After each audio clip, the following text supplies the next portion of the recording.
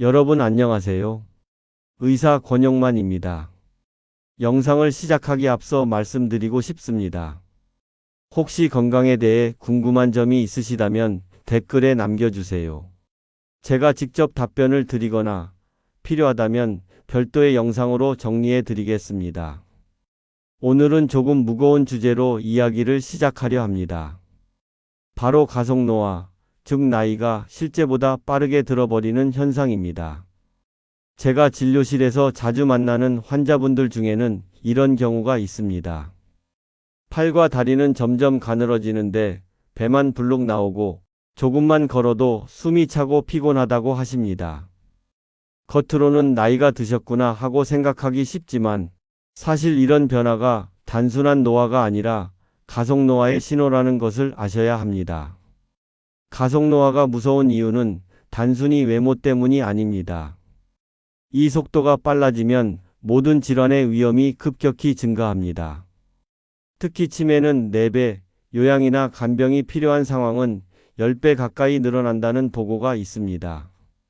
제가 직접 지켜본 수많은 환자분들 가운데 50대에 벌써 치매 증상을 보이거나 60대 초반에 누워 계신 분들 대부분이 바로 이런 빠른 노화의 길을 걸어오신 분들이었습니다.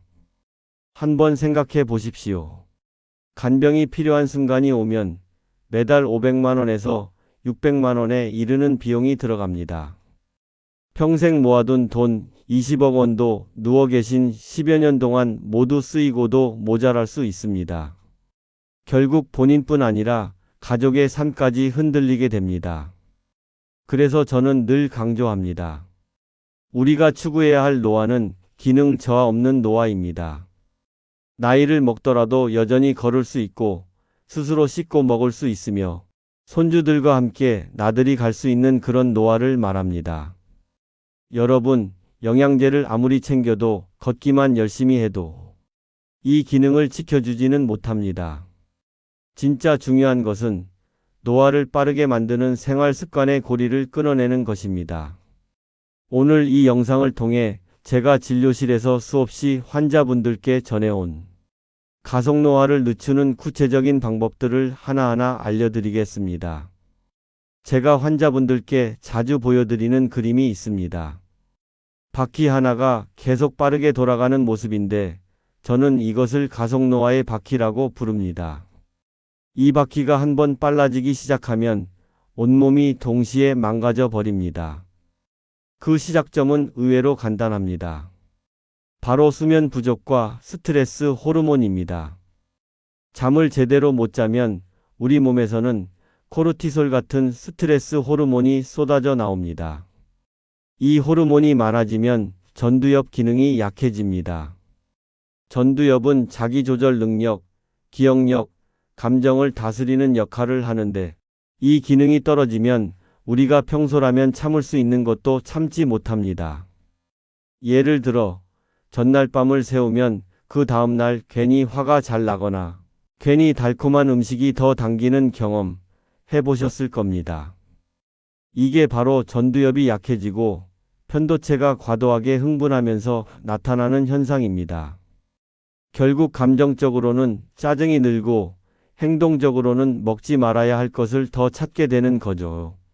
여기에 또 하나의 문제가 더해집니다. 바로 식사 습관입니다. 정제된 탄수화물, 예를 들면 흰쌀밥, 흰빵, 국수, 떡 같은 음식을 자주 먹으면 혈당이 빠르게 치솟습니다.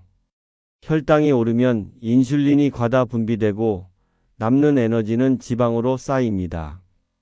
특히 복부 지방과 간, 그리고 근육 속까지 기름이 차게 됩니다. 이 지방은 단순히 몸무게만 늘리는 것이 아니라 온몸에 만성 염증을 퍼뜨립니다. 이 염증이 다시 혈관을 손상시키고 혈압을 올리고 또 전두엽 기능을 더 약하게 만들면서 기억력과 집중력을 떨어뜨립니다. 이렇게 해서 만들어지는 것이 바로 악순환의 고리입니다. 잠을 못 자면 스트레스 호르몬이 쏟아지고 그 영향으로 잘못된 음식을 더 찾게 되고 그 음식이 몸에 염증을 만들고 염증이 다시 뇌와 혈관을 해치면서 노화를 가속화합니다. 제가 실제로 진료하면서 만난 60대 환자 한 분이 계셨습니다. 늘 피곤하다고 하셨는데 알고 보니 새벽마다 스마트폰을 오래 보느라 수면 시간이 4, 5시간에 불과했습니다.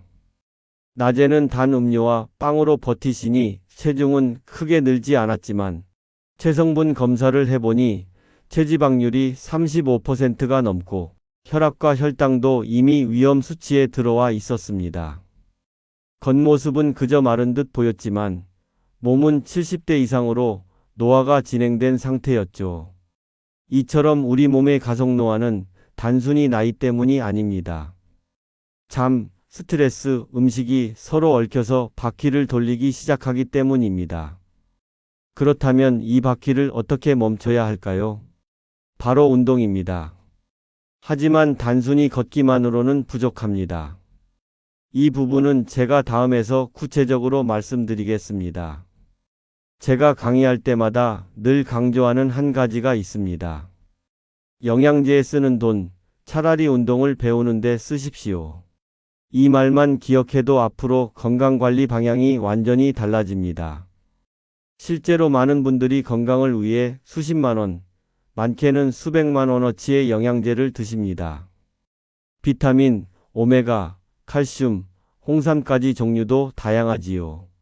하지만 저는 진료실에서 이런 질문을 드립니다. 그 비용을 1년에 한두 번이라도 운동을 배우는데 써보신 적 있으십니까? 운동은 그냥 하면 되는 것 같지만 사실 배워야 제대로 할 수 있습니다. 자세가 잘못되면 관절을 다치기 쉽고 금세 포기하게 됩니다. 반대로 한번 정확히 배우고 나면 평생 써먹을 수 있는 기술이 됩니다. 이건 단순한 지식이 아니라 몸에 새겨지는 자산입니다. 자, 그러면 어떤 운동을 배워야 할까요? 연령별로 달라집니다. 20대와 30대 초반까지는 심폐지구력을 기르는 유산소 운동이 가장 중요합니다. 젊을 때부터 뛰고 걷고 심장을 단련해야 이후의 노화를 천천히 맞이할 수 있습니다.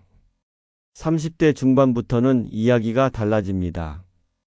이 시기부터 관절과 근육이 점점 뻣뻣해지기 때문에 반드시 유연성 운동을 배워야 합니다. 필라테스, 요가, 스트레칭 같은 운동이 이때 필요합니다.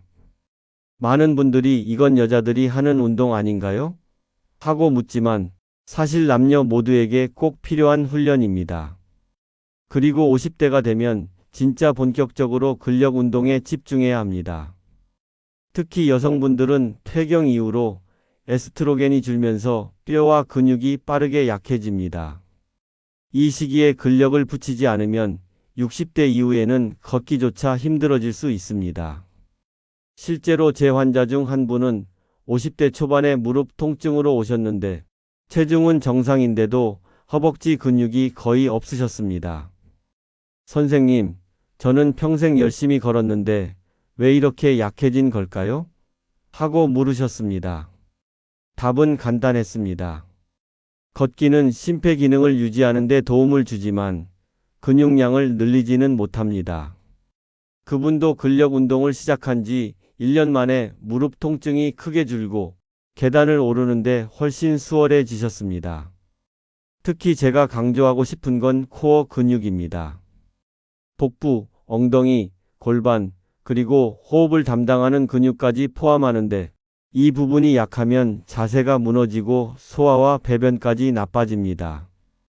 앉아 있을 때 허리가 자꾸 굽고 목이 앞으로 빠지고 위산 역류나 변비, 잦은 두통까지 이어지는 경우가 많습니다. 환자분들 중에는 저는 마른 체형인데 왜 뱃살만 나오나요? 하고 묻는 분들이 많습니다. 그럴 때 저는 살이 찐 게 아니라 코어가 무너진 겁니다. 라고 말씀드립니다. 그래서 저는 환자분들께 이렇게 말씀드립니다. 영양제는 필요하면 의사와 상의해서 최소한만 챙기시고 그 돈으로 차라리 근력 운동을 배우십시오. 필라테스, 스쿼트, 데드리프트 같은 기본 동작을 안전하게 배워서 일주일에 2~3번만 꾸준히 하셔도 10년 젊은 몸을 유지할 수 있습니다. 연구에서도 분명히 나옵니다. 운동을 배운 데 투자한 시간과 비용은 10배, 100배로 돌아옵니다. 평생 누워서 쓰게 될 요양비를 생각하면 지금 배우는 운동이야말로 가장 확실한 노후 자산이 됩니다. 결국 목표는 단 하나입니다. 90대가 되어도 스스로 걸어 다닐 수 있는 몸을 만드는 것. 그 출발점이 바로 운동을 배우는데 돈과 시간을 투자하는 것입니다. 운동이 몸의 뼈대를 지켜준다면 식사와 수면, 그리고 자세는 그 뼈대 위에 건강한 살과 에너지를 채워 넣는 일입니다. 이 세 가지가 제대로 갖추어져야 운동의 효과도 배가 됩니다. 먼저 식사입니다. 많은 분들이 여전히 하루 세 끼 흰쌀밥, 빵, 면으로 채우십니다. 맛은 좋지만 이런 정제된 탄수화물은 혈당을 순식간에 끌어올리고 곧바로 다시 떨어뜨려 허기를 만들고 결국 염증을 키웁니다. 저는 이걸 가속노화 식단이라고 부릅니다. 식사 한 끼가 곧 노화 속도를 결정하는 셈이지요. 그래서 저는 환자분들께 MIND 식단을 권합니다. 통곡물과 콩, 견과류, 그리고 색깔이 진한 채소와 과일을 충분히 드시고 단백질은 생선이나 닭고기 같은 가벼운 육류에서 챙기시면 됩니다. 기름은 올리브 오일을, 간식은 가능한 가공되지 않은 그대로의 음식을 권하지요. 간단히 말하면 예전 6070년대 한국의 집밥을 떠올리시면 됩니다. 잡곡밥에 채소 반찬, 제철 생선과 나물. 이게 바로 가장 좋은 느림의 식단입니다. 다음은 수면입니다. 제가 수십 년간 환자를 보면서 느낀 건 수면을 관리하는 것이야말로 최고의 건강보험이라는 점입니다. 하루 이틀 잠을 못 자면 기분이 나쁘고 집중이 안 되지만 그게 누적되면 치매와 고혈압, 당뇨의 위험이 급격히 올라갑니다. 특히 잠이 부족하면 전두엽이 망가지면서 다음날 더 많은 설탕과 기름진 음식을 찾게 되고 이게 다시 염증을 만들면서 노화를 가속화하지요. 그래서 저는 환자분들께 이렇게 말씀드립니다. 영양제보다 먼저 잠을 챙기십시오. 매일 같은 시간에 자고 같은 시간에 일어나고 자기 전 스마트폰 대신 가벼운 책을 읽으십시오. 이것이야말로 다음 날의 식습관과 운동 의지를 지켜주는 가장 확실한 방법입니다. 마지막은 자세입니다. 우리는 하루의 대부분을 앉아서 보냅니다. 그런데 잘못 앉는 습관은 결국 허리, 목, 어깨 통증으로 이어지고 장기 기능까지 망가뜨립니다. 제가 진료실에서 가장 많이 교정해 드리는 것도 바로 이 자세입니다. 앉을 때는 의자 끝에 걸터 앉는 대신 좌골로 바르게 앉으십시오. 허리를 무리하게 젖히지도 말고 척추를 자연스럽게 세워 중립 척추를 유지하는 것이 중요합니다. 스마트폰을 볼 때는 고개를 앞으로 숙이지 말고 가능하다면 눈높이로 들어 올려서 보는 습관을 들이십시오. 이런 작은 습관이 쌓이면 목 디스크, 허리 디스크, 두통까지 예방할 수 있습니다. 식사와 수면 자세. 이 세 가지는 겉으로 보기에 사소해 보이지만 결국 우리의 하루 리듬을 결정하고 그 리듬이 쌓여서 10년 후, 20년 후의 건강을 만듭니다. 완벽하게 지키려고 애쓰기보다 지속할 수 있는 작은 변화를 꾸준히 쌓아가는 것이 중요합니다. 이제 여러분과 함께 가속노화를 늦추는 방법을 한번 정리해 보겠습니다.